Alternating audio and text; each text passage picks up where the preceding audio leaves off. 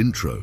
Have you ever felt like your mind is constantly under attack by social media, bad news, other people's drama, and even your own thoughts? You wake up already tired, go to sleep, still restless, and in the middle of the day, you catch yourself on autopilot, reacting to everything and choosing almost nothing. The Stoics believed that the most sacred place in the world is your own mind, and that protecting it is not a luxury, but a duty.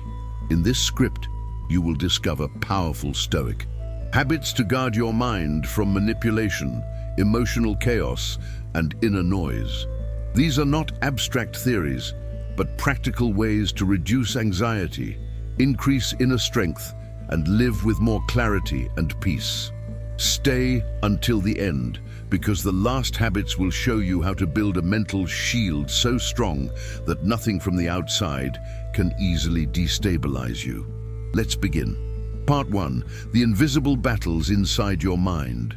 Maybe no one ever told you this clearly, but your mind is a battlefield. Every day, things and people dispute your attention, your emotions, your time, and even your self-image. Ads try to dictate what you should desire. Social networks suggest how you should live, and other people's expectations whisper who you should be. A Stoic would ask you a direct question: who is ruling your inner world right now? If you don't deliberately choose, something else will choose for you. An algorithm, a frustrated person, an old fear, or a trauma disguised as, "That's just how I am."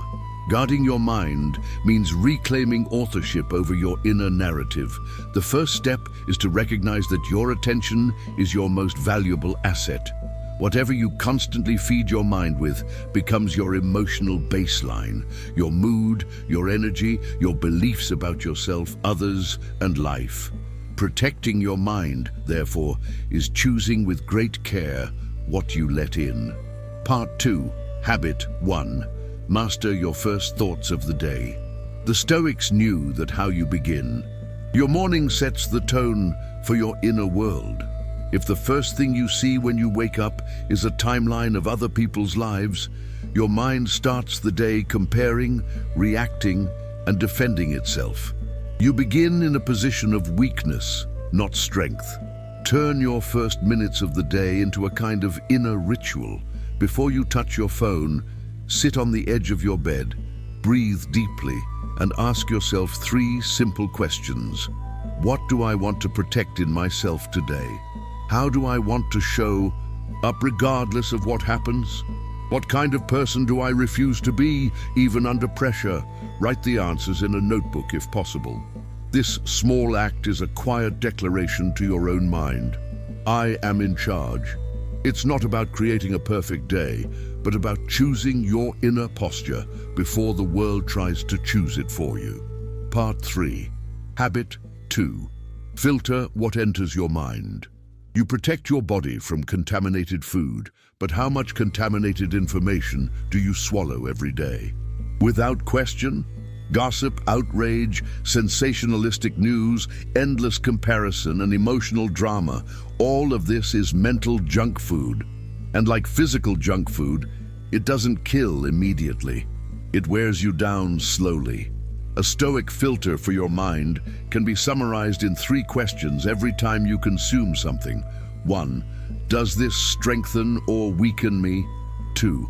Is this within my sphere of action or only noise? 3. Will I be a better person after spending time with this? If the answer is no, practice the discipline of closing, scrolling away, or turning it off. At first, your brain will crave the stimulus it is addicted to, the outrage, the curiosity, the easy distraction. But with repetition, your nervous system begins to feel something it had forgotten: silence. Part 4. Habit 3. Reduce digital noise and reclaim your attention. Your mind cannot be calm if your phone owns your nervous system. Every notification is a micro-invasion of your inner space. You might think you are choosing. In fact, you are being constantly pulled. A Stoic approach to the digital world begins with a simple principle: my tools serve me. I do not serve my tools. That means Turn off all non-essential notifications. Decide specific times to check messages and social media instead of opening them impulsively. Remove apps that only exist to steal your time and leave you feeling worse. Create sacred windows during the day when you are unreachable by the world, but fully reachable by yourself. Even 30 minutes without screens, in total awareness of your surroundings and your own thoughts, can begin to reset your inner system. Over time, you will notice a deeper concentration, less anxiety, and a greater sense of control over your own mind. Part 5. Habit 4. Guard yourself against emotional contagion.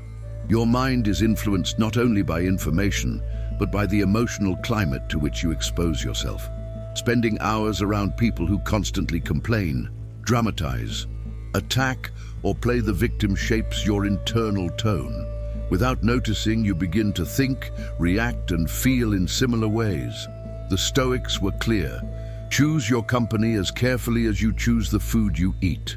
Ask yourself honestly, after being with this person or this group, do I feel lighter or heavier? Do I leave with more clarity or more confusion? Do I become more of who I want to be or less? Protecting your mind does not always mean cutting everyone out dramatically. Often it means reducing access, shorter contact, clearer boundaries, fewer confessions to those who use your vulnerability against you. Your peace is not a luxury. It is the base from which you can actually help others without drowning with them. Part 6. Habit 5. Separate what happens from what you tell yourself.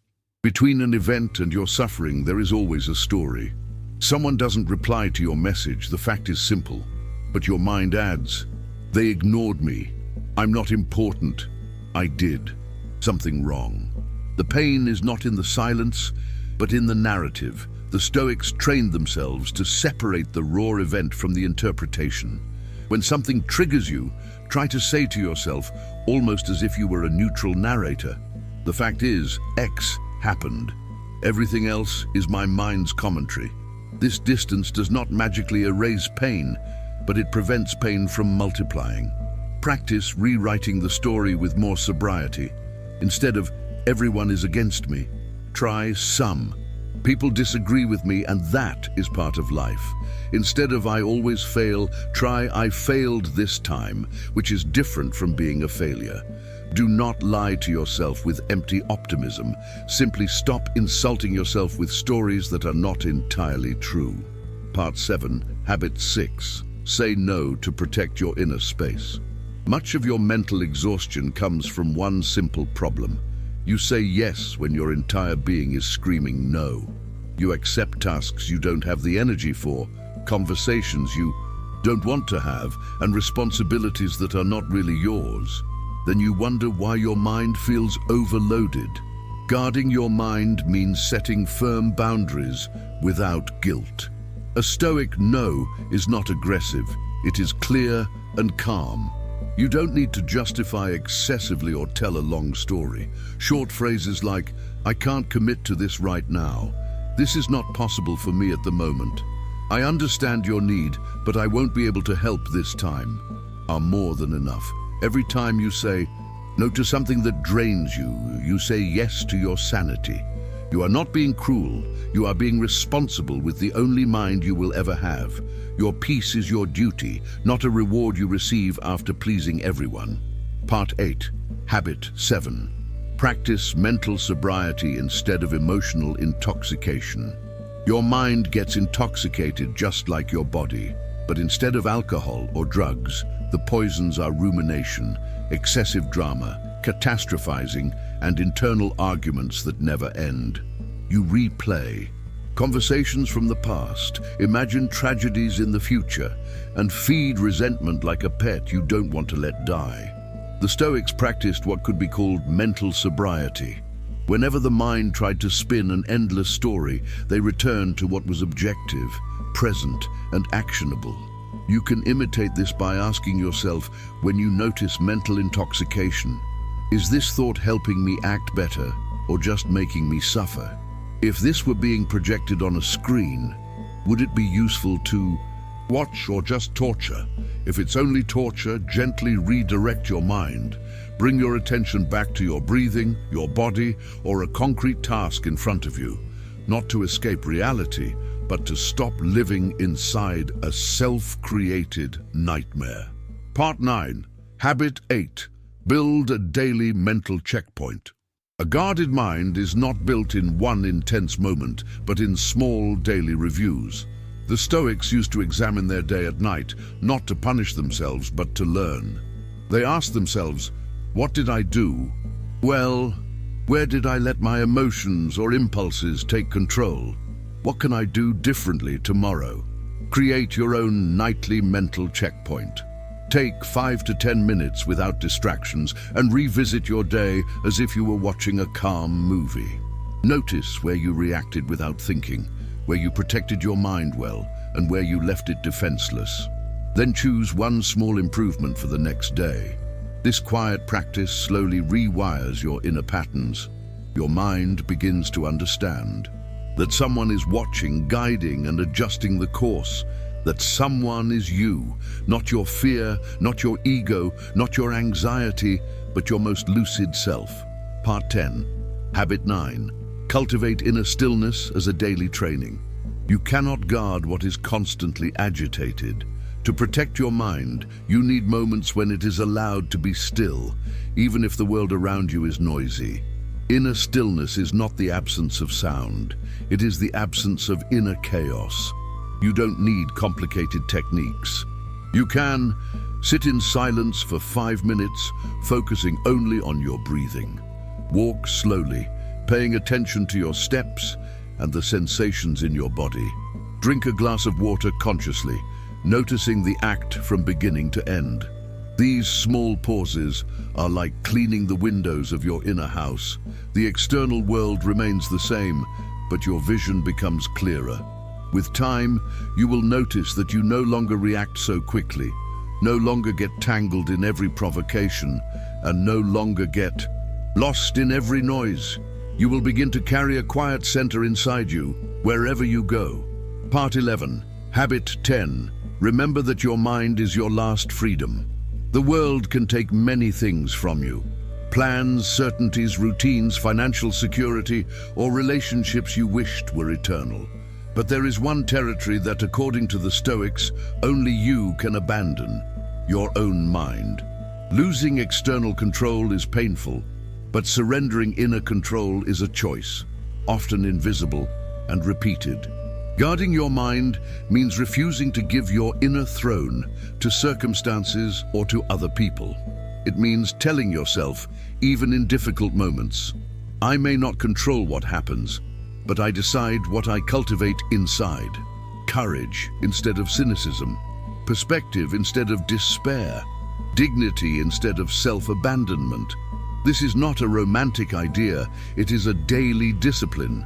You will forget, fall into old patterns, and sometimes drown in your own thoughts. But every time you remember and return to these habits, you strengthen the guardian inside you, ending your next step.